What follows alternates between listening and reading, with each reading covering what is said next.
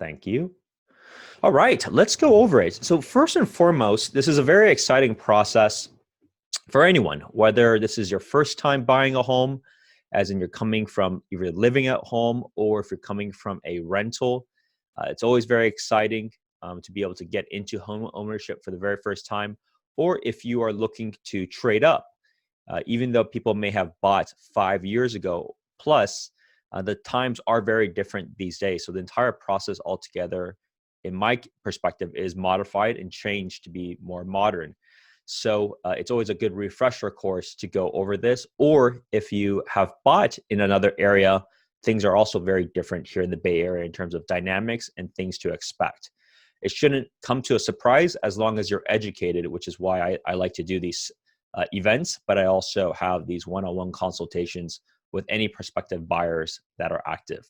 Now, it's very important to first, before we look at the home buying process, just look at the current local market data and giving you some benefits for renting versus buying. A lot of this is more geared towards first-time buyers. However, of course, you can still learn several different things that I typically do in terms of my process, even if you bought 5 houses in the Bay Area before. So I'm sure there'll be some nuggets learned as we go through this. Now, in terms of the local market data, actually, sorry, a little before we go there, it's helpful to understand my background so you know where I'm coming from, how I think, and seeing if that's aligned with you and your goals. So a little bit about myself. I'm born and raised in the Bay Area. I went to UC Davis, studied and got my degree in biotechnology. So much more of a technical, analytical type of role. I then afterwards went to Santa Clara University to get my MBA. I did that part-time while working full-time. So it was a fantastic evening program. Prior to real estate, I was in enterprise software sales. So I was a sales manager for many of those years. I was in that industry for 11 years. As you can see, various different popular niches or topics today, whether it's in cloud computing, corporate real estate technology, which is now considered a big field of prop tech. I did a lot of different things related to AR and the future of what's happening and the challenges of that space, and also transportation in terms of public transportation using data science to help streamline those decisions. So I had a lot of great opportunities to work with a lot of the companies here in the West Coast, including how large companies like Google, Facebook, and LinkedIn were thinking about their corporate real estate strategy. In terms of my production, in my previous video of how do you decide a realtor, it's very important to check on the production so you know, hey, is their advice sound or is it advice from 10 years ago? And so I've helped 17 families in the last 12 months. So it's about 21 million so far. And there's a lot coming down the pipe and it's just getting started. So average price point, as you can probably calculate, is about 1.3 or so $1 million. But that's a big spectrum. And that's why I'm here today. While I've helped clients as high as $2.3 million in the last year in Saratoga, but I've also helped an individual or individuals at even the entry kind of ballpark in the Bay Area, which is about 500,000. So don't be scared or be afraid. Like, it's a very exciting journey to go on. At the same time, there are plenty of opportunities. And the biggest thing is to be able to, one, change the mindset of being able to own Bay Area real estate. Absolutely not everything is $1 million and it's just some little shack. People tend to psych themselves out before they even begin the journey, which is the most dangerous thing. So my job is to educate and inform you of the process. And if you feel like it's the right time or you feel like it's appropriate, then great. Well, let's work together. There's no price point that's too low. And obviously there's no price points too high, as I have many clients out in Palo Alto looking at the same time. So I hope that helps a little bit of my background. So did you know, as I mentioned, this is more geared towards, let's say, entry-level buyers, people that psych themselves out, as in they think everything is $1 million, and they don't even bother to look, and they'll just pay absorbent amount of rent.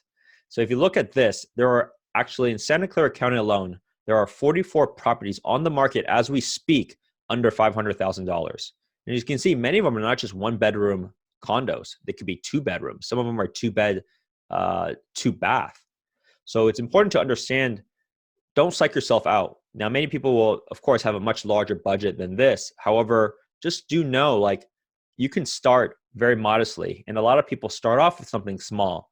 It could be a condo or a townhouse initially. And then over the years, as their needs change, but also as they save and have more income, they may eventually sell that to trade it up for a bigger home. One of the values, and you can feel free to look it up from a tax perspective, is as a homeowner, if you're single, capital gains is there's no capital gains that you have to pay for up to $250,000 if you live in it for a certain amount of years. And if you're married, that's up to $500,000. As you can see, that's a huge catalyst for a lot of people to be able to upgrade and not have to worry about taxes when it comes to that. So you're welcome to check with your CPA, but also that information is widely available. So that's how a lot of people are able to get those more expensive houses. They didn't just save for it indefinitely and they jump from renter to massive house for the most parts. Many people do go through the concept of buying a property that's smaller, so they're not paying rent, they're paying themselves, and then trade it up for a bigger home in the future.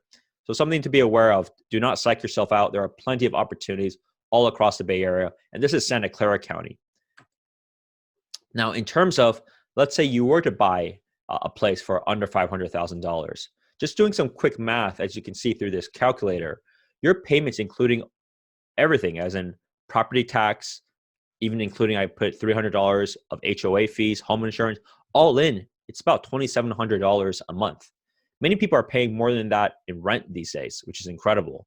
So it's something just to be aware of. Like many times, homeownership, especially given how interest rates are so low, may be better than the rent side. And that's not even factoring appreciation or any of the tax benefits. I'm not even factoring any of the deductions here. This is purely just from what you're paying versus rent.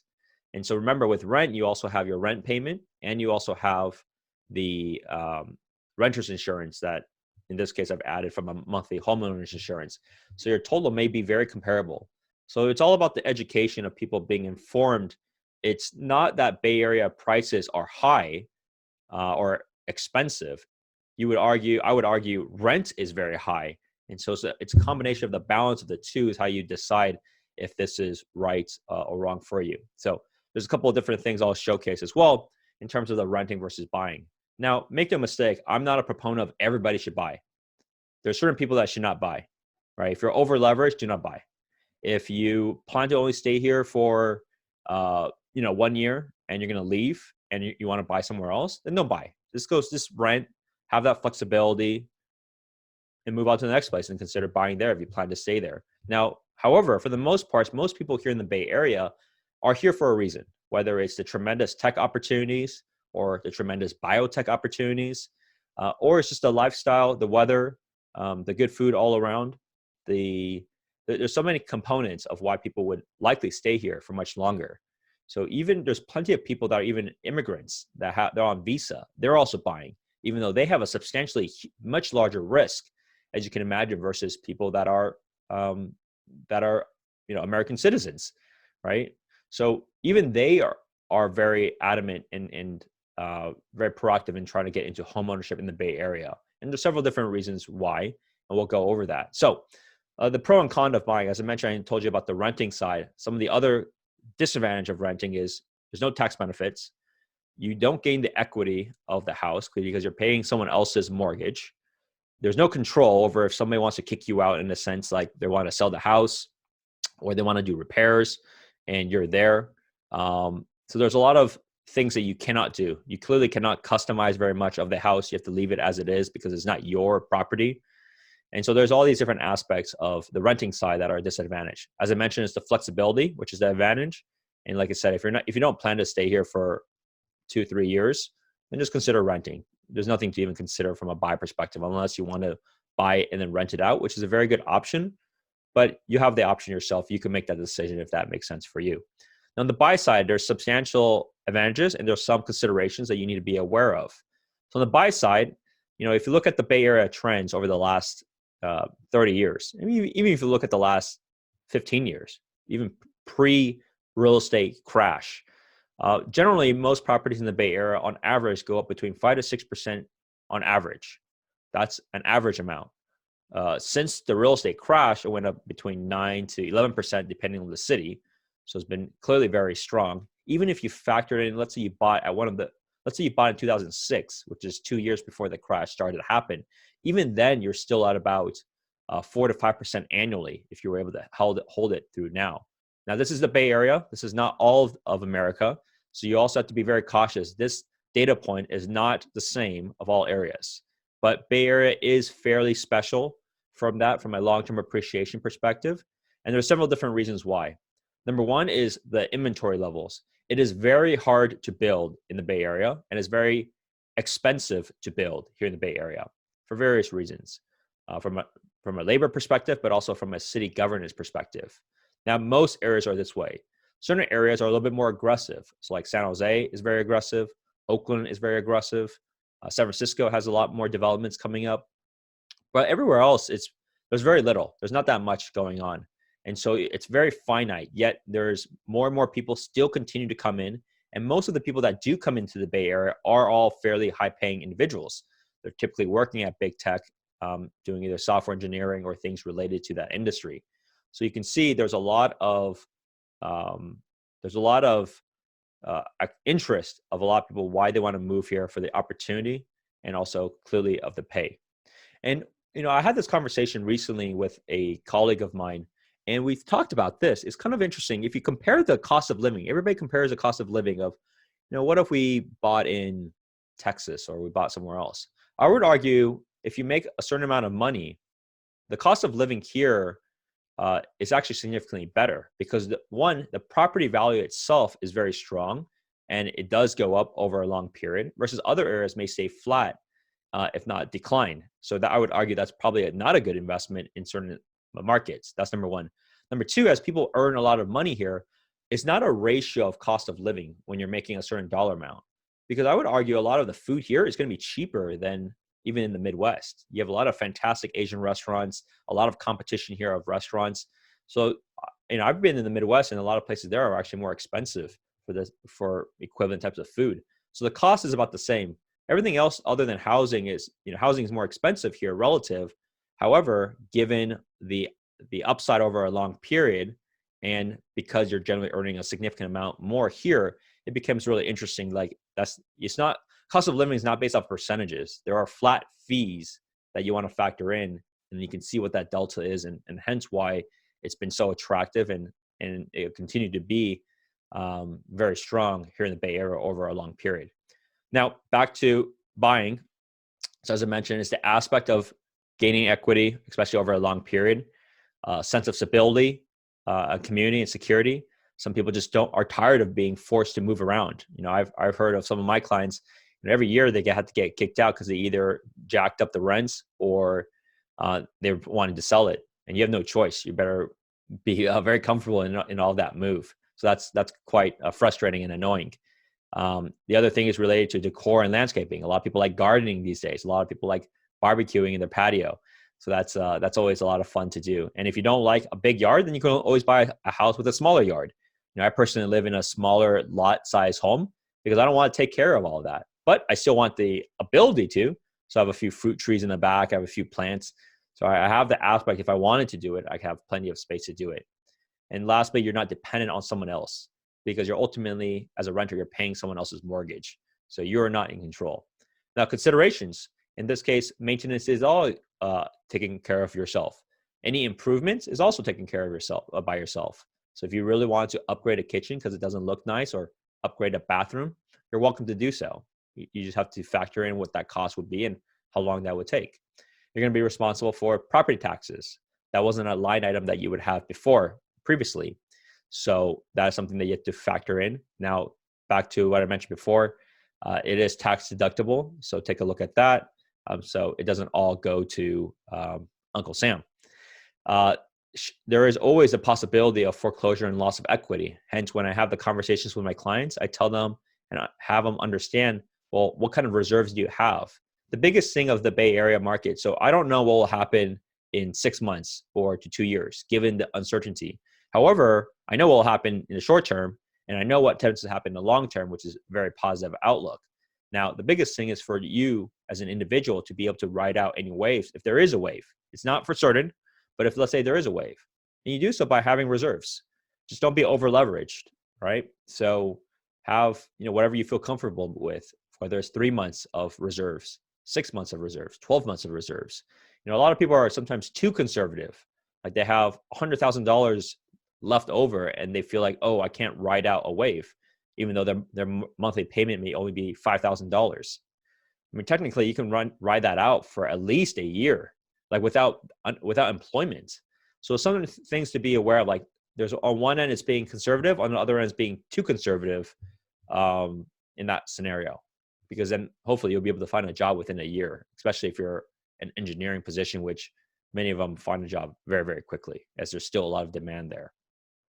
And then last but not least, no mobility due to renting. Now, it's not uncommon where people buy a place, live in it for even as little as 2 years, and then they sell the place and find somewhere else. So the mobility aspect is actually not as bad as one may think. It just depends on that individual. But if you plan to move every 6 months or move every year, then that's something different. So those are the considerations to be aware of. So it's also important to understand about the rent growth perspective. So the rent actually has increased for a much longer time than how much real estate has increased. So it's been very difficult for people that are renters to just keep trying to save on rent and eventually try to just buy this huge house. Because number one, you keep bleeding on your income side because you're paying a landlord more and more. And on the other hand, real estate prices have also continued to increase. So you're actually, unless you're making a lot more money, you may be getting further and further out of reach. So that's been the challenge for a long time. This was a challenge when my parents came 40 years ago. That's why they bought a place with a friend so they can share the cost of a little condo. But that's how they're able to get out of the rent space and get into the home ownership space by doing it together. So something to be aware of, like if you thought home prices are bad, rent is bad. Now, in terms of data of the counties, make no mistake, certain areas and certain types of properties are going to be expensive. People make very good money here. The average salary at Facebook is like $200,000. Now imagine saving that for several years, and imagine your dual income. You think those people can't afford these types of houses? No, that's not the case. And many of them own actually many properties. So that's something important to understand. However, it's not the only available property. So don't get freaked out about it. It actually just shows, in my opinion, the strength of the market. So you look at Santa Clara County on the left-hand side is residential. These are residential prices. So the average residential home, single-family home in Santa Clara County these days is close to $1.7 million. That's a average residential single family. Now, if you look on the right-hand side, you look at the townhomes. Now, the townhomes average are about a little closer to 1.1. So it's significantly less. And then if you look at the next slide, which is the condo slide. So if you look at the average condo in Santa Clara County, we're a little under $800,000. So you can see it's a very big change from one asset class to another for various good reasons. And like I said, not everyone can jump into a single family house as their first house. That shouldn't be the mindset either. That's not the right mindset if you can't afford it. But it doesn't mean you can't afford to get started. It's very important to understand that. Now, let's take a look at the market index in terms of home buying demand. This was published just as recently as last week by Redfin. So they track on the national basis based off of level of interest related to home buyers. Now, on one end, a lot of people that come up to me and say, wow, everything is going down. The market is crashing. I'm very pessimistic. The world is going to end. Nobody wants to buy a house. I think we can lowball offers. I'm sorry to say that, but as you can see with all these different data points, my job is to educate people. As of right now, that's not anywhere in sight. Now, you may be absolutely be right in 6 months or in a year. And if so, then my suggestion would be introduce me to every home seller and and tell them that, because we have a very significant shortage of inventory. However, I don't believe it'll be like that. And so with that, you can see from the data perspective, look at what has happened initially, which is when the shelter in place happened. Most of the country was on full lockdown. So of course, buyer interest and demand is going to be very low because one, people are obviously scared, and also they can't even go out to go see houses. But look at what happened as of last week. We have already surpassed pre-shelter levels. So whatever connotation that you may hear from a news perspective or just not being informed of the latest trends and what is actually happening, it's very important to understand where we are. You see, from a price perspective, this is every single month of data. It's been relatively flat depending on the area. Some areas have also increased. But then you look at the demand index, and that will show things are getting a lot busier. I personally, yesterday, showed 5, 6 houses to 3 different clients all in an afternoon yesterday. And today I'm going to go to San Francisco and show a bunch of houses and a bunch of condos there. So the level of interest has significantly increased. Now, it doesn't mean you should be worried or scared, but just know, like, this is not a situation of lowballing offers. It's not a situation of you can just take your time and hope that prices will drop. You know, if all the boxes are checked at the reason of why you want to have a home and timing is right for you, then people have to be ready to move, because there is plenty of people, as you can see, out there looking for homes and looking for a better lifestyle. So with that, let's jump into the home buying process. But before we do that, I want to quickly check one thing.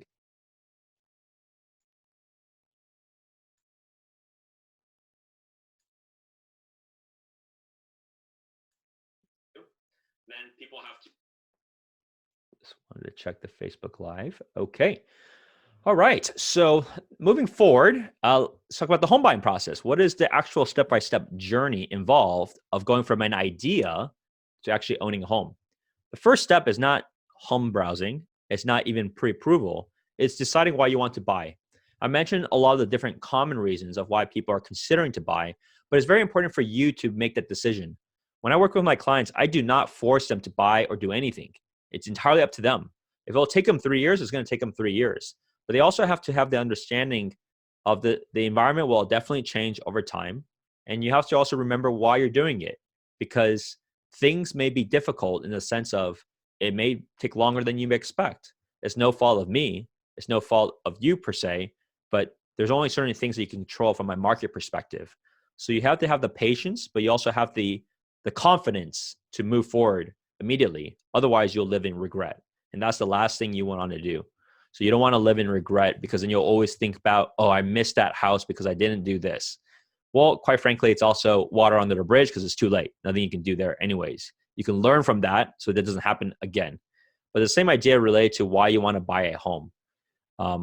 Whether it's a better lifestyle, whether it's bigger home so you have more space, whether it's another room like this as an office room, whether it's different schools. There's many different reasons. You have to figure out your why and why now, right? If it's not why now, then it's fine. But there's, you're not going to have that thing that you go back to of why you're even looking to begin with.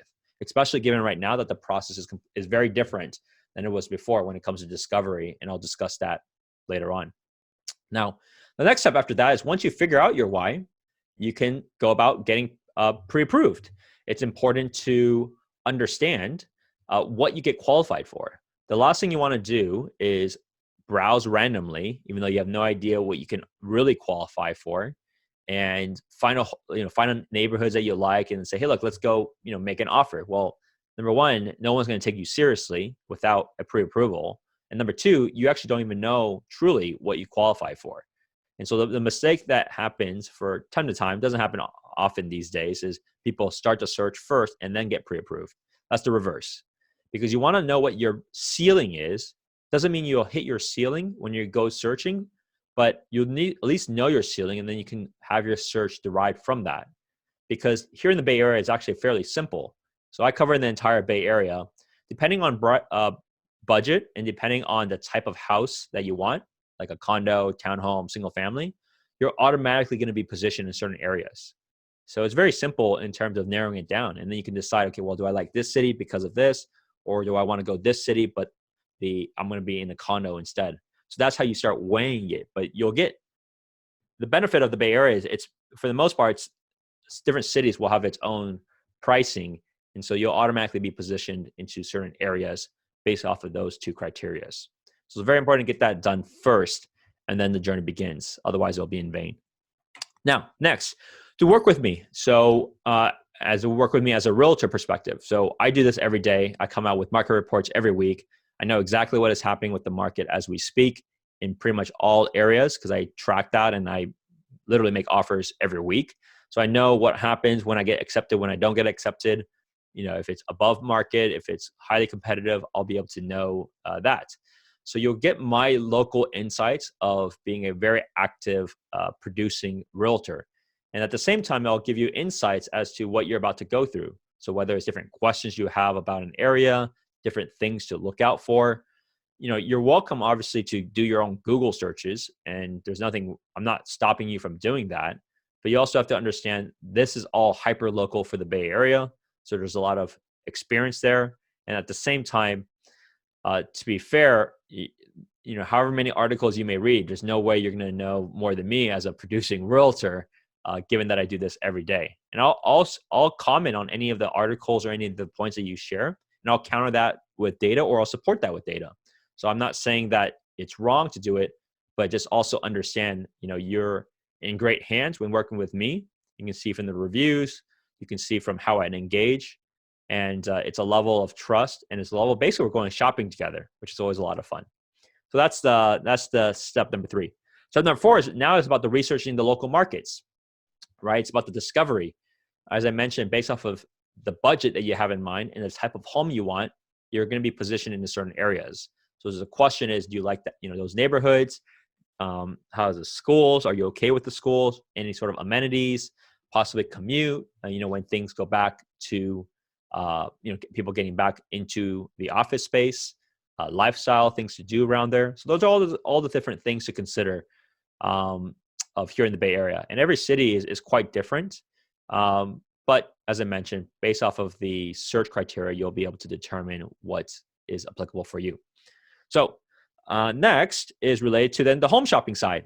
So that's about, you find the home that you like. Now, how do you try to get the home? And so that's called discussion of strategy sessions that I have with yourself that will be unique for every individual house. And there are many different criteria for that, and we'll go over that later on. And then last but not least, you completed the purchase. So we go through contract of getting the offer accepted after usually about 21 or 30 days. After the loan is processed and approved, you'll become a homeowner. So that's very exciting.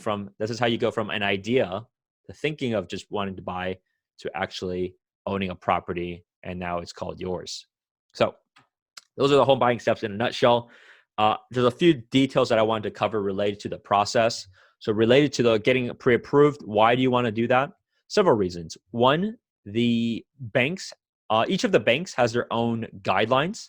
Now, I personally introduce all of my clients to specific lenders that I feel will be the best based off of your background, but also based off of what I know that they have going on with their guidelines. Some are very conservative. Some are much more relaxed. And there's not much of an interest rate difference. It's just a pure guideline from the background of these companies.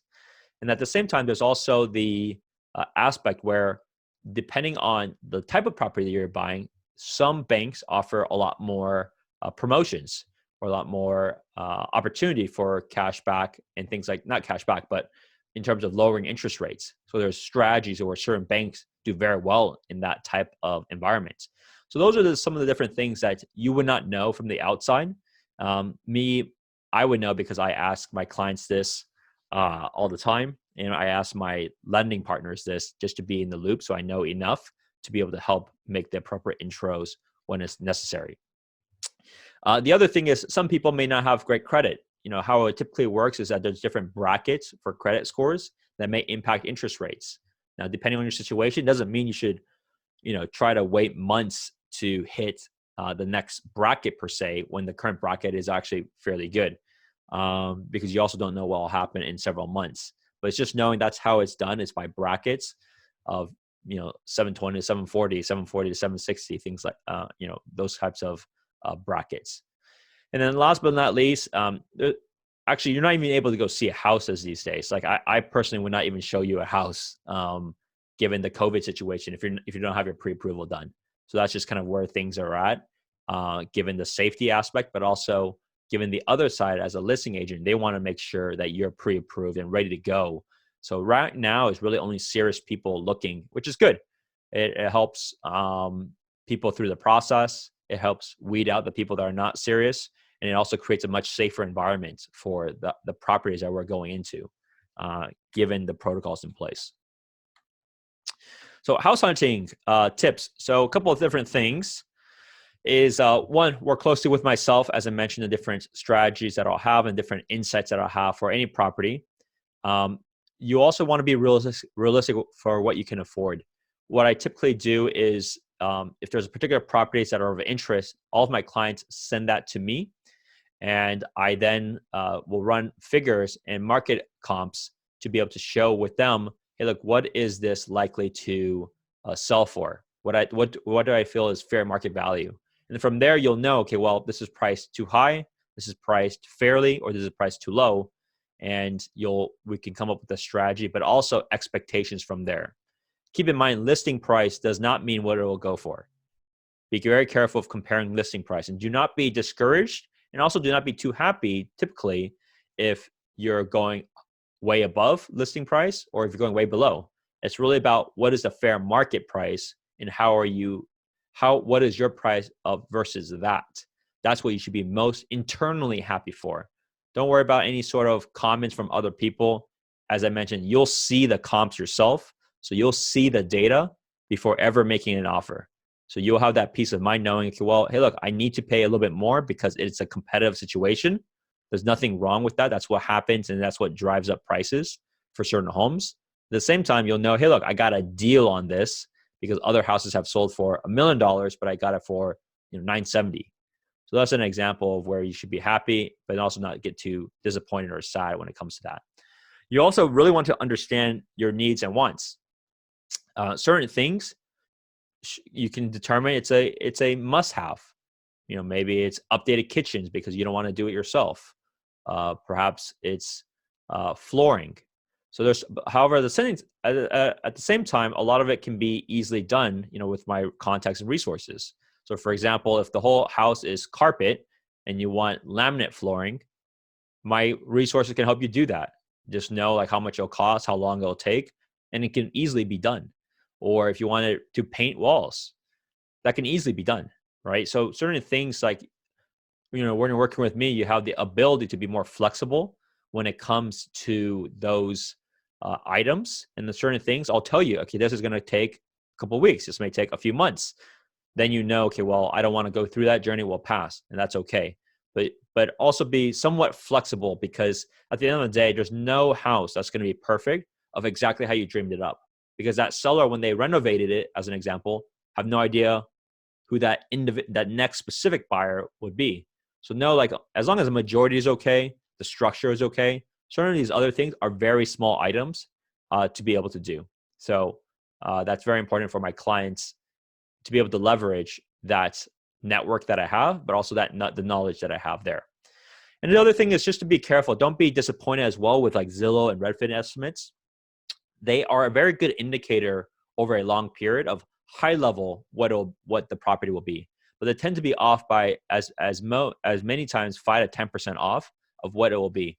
And so don't be discouraged and say, okay, well, it's listed at 1.2, but the Zillow estimate shows it at 125 and Redfin shows it at 115, or don't take that into consideration too much. Like I said, we'll look at the comps ourselves. You'll see exactly what has sold, and you'll know, okay, well, anyone else viewing these same figures may come to the same conclusion. So that's how I help my clients really understand the value of a house. Now, the house hunting protocols are all different these days versus before.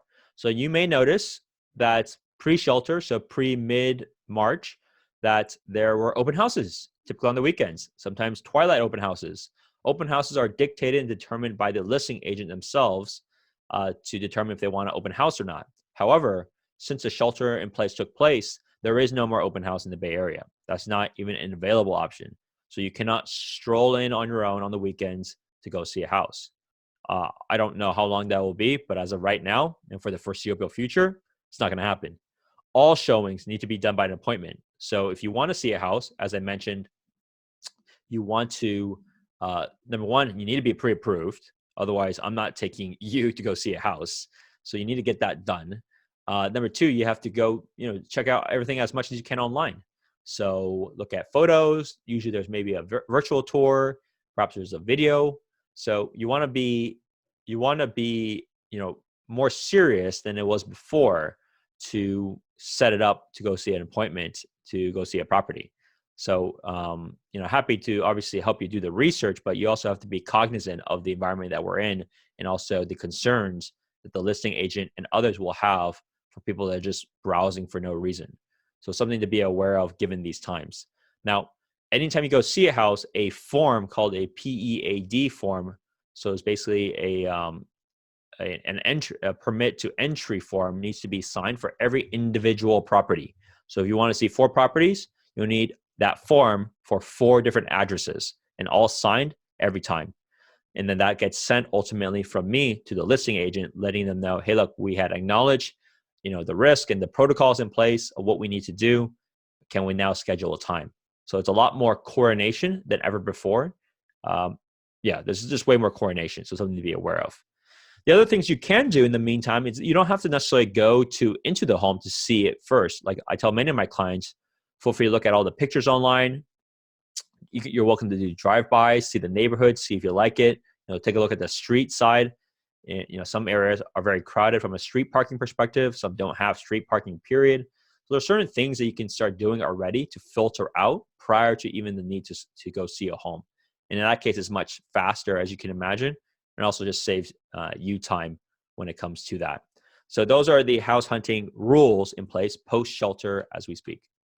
Now, making an offer, we're kind of coming down to the end here. So making an offer, the market ultimately determines what a home is worth, is typically what happens. However, the owner is the one that ultimately decides if they'll accept it or not.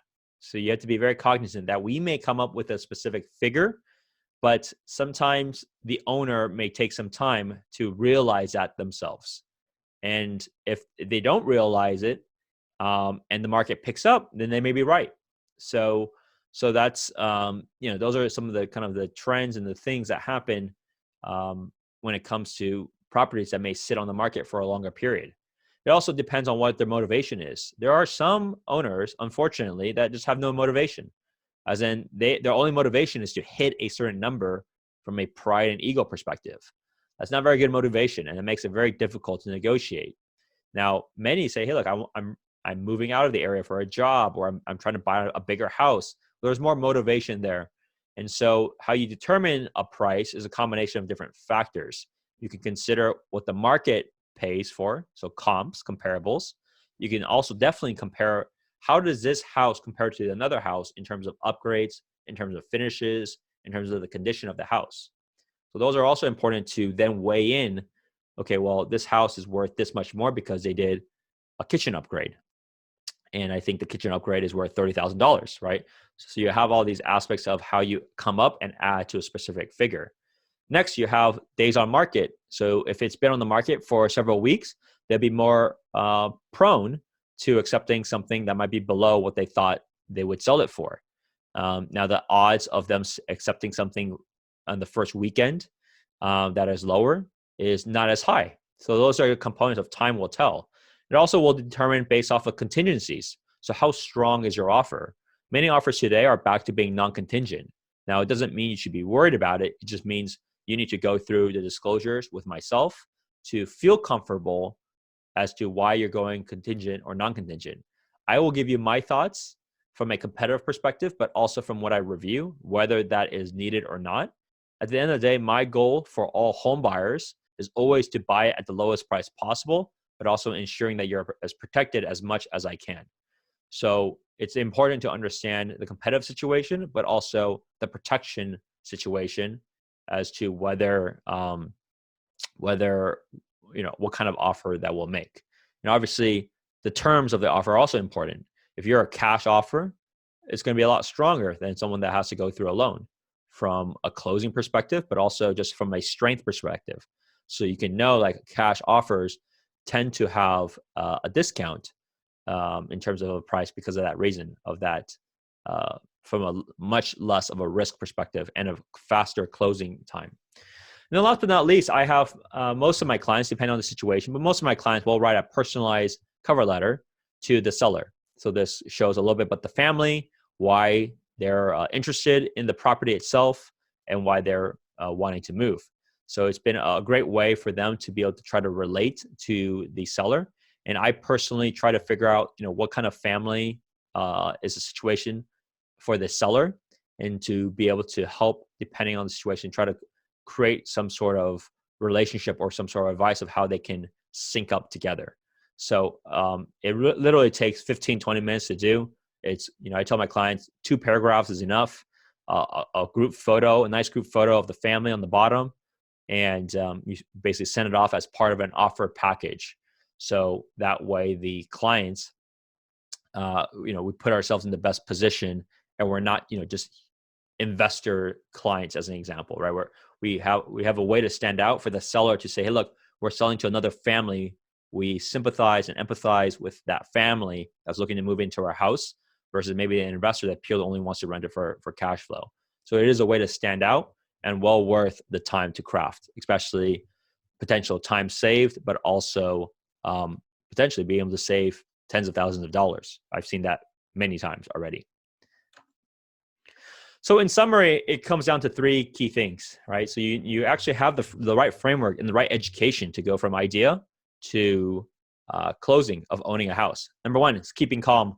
On one end, it's going to be emotional, because you're going to have highs and lows where you might fall in love with properties and it may be competitive, or for whatever reason a deal can't be made. You might be disappointed. I mean, it's okay. It's absolutely normal. Or you may be excited initially of being able to get the house that you want, and you may have the mindset of potential buyer's remorse. Did I pay too much? It's a normal feeling for that to happen. Many people, especially first-time buyers, will have it. So rest assured, you're not alone.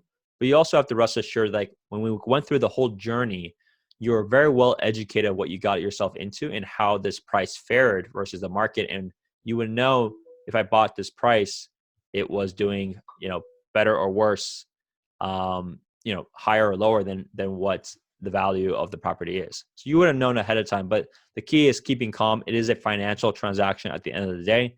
There are always some road bumps that come around, but it's nothing that can't typically be resolved. So keep calm on the process. Others, be realistic. You may not win on every property that you like. The search may be longer than you would hope. There may not be this dream house on the market. So be realistic as you go through that journey. Many times it is competitive out there, especially specific houses. And also be realistic. Like you can't just wait for houses to potentially drop in price. It may never drop. So you have to also be realistic of the market conditions at that time, which I show and share with my network every Friday at 12 o'clock Pacific. And then last but not least, focus on the big picture. It is always very important to understand, why are you doing this to begin with? All right. It goes back to the very beginning. You're going to have to think about that. What is the motivation and the reasoning of even looking for a house? Because you're going to have to go back to it and think, especially when times get tough. It's just like the people that are doing some entrepreneurial journey.